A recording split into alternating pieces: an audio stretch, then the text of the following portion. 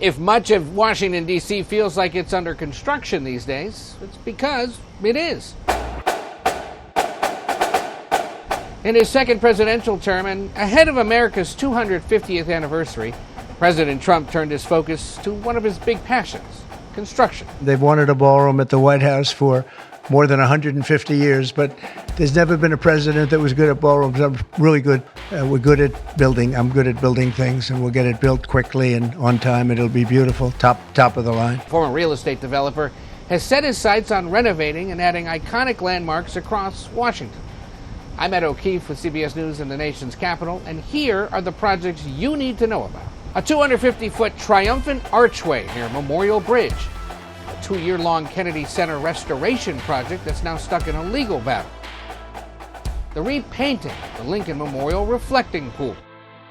An uplift at Lafayette Park in front of the White House. And a massive ballroom connected to the White House the Trump administration hopes will include a medical unit, a bunker, and even a landing pad for military drones.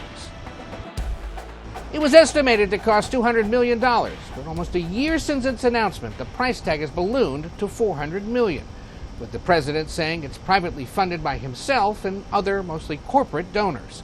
We're donating it, not a penny to the taxpayer. It'll be under budget, ahead of schedule. It'll be $400 million or less. Most people say $400 million or more. No, it'll be less. Now, the White House is waiting on an appeals court to say whether construction can continue after a lower court ruled Congress must approve the project. New Washington Post reporting alleges the ballroom will now cost at least $600 million to complete, and some taxpayer money will be used for security functions. Here's what Senate Majority Leader John Thune said about the newly revealed details. And so the Secret Service and other agencies that protect the president are obviously going to be paying a lot of attention to how this thing is structured, how it's built, and I do believe that there is certainly some expectation that there would be dollars allocated for that purpose that would go above and beyond the private money that's been raised. In May 2026, members of the U.S. Commission of Fine Arts, all appointed by President Trump, approved a design for a 250-foot triumphal arch adorned with a Lady Liberty-like figure. The new arch would sit between the Lincoln Memorial and Arlington National Cemetery. It would also include a public observation deck. As you know, this year we celebrate America's 250th birthday. In honor of this historic occasion, President Trump and the Department of Interior will submit plans for the United States Triumphal Arch, which will be an architectural masterpiece to celebrate our history right here in Washington, D.C. The project's critics say the arch would dominate the skyline, towering over the 99-foot Lincoln Memorial. A group of military veterans and a historian have sued the Trump administration to block construction. A federal court has yet to intervene. It's going to block the view between the Lincoln Memorial and Arlington National Cemetery, and that's actually a historic view. We don't need it. We don't want it. It's pompous. It's this money could be much better spent. In April, the president announced plans to repaint the reflecting pool sitting at the foot of the Lincoln Memorial. The new color, American flag blue.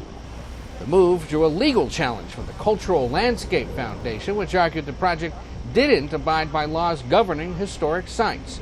So from 1922 to present, it really never worked. It leaked and was bad, and it looked terrible. It's supposed to be beautiful. The goal of refilling and reopening the pool before the 4th of July was met. But locals are now blasting the Trump administration as videos show the pool's water turned green again. A spokesman for the Interior Department says residual algae caused the color change and that the National Park Service has invested in a new filtration system for the site.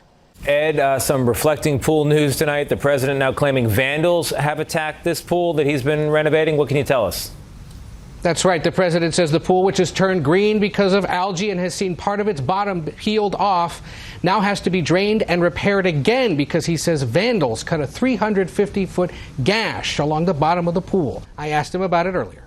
Do you have any proof of the slit? We didn't have a lot of them then. Who would think that somebody would go into a pool and take a knife and start cutting it? But do you have proof of that they used a knife? Do you have photos or videos? Well, let's put it this way.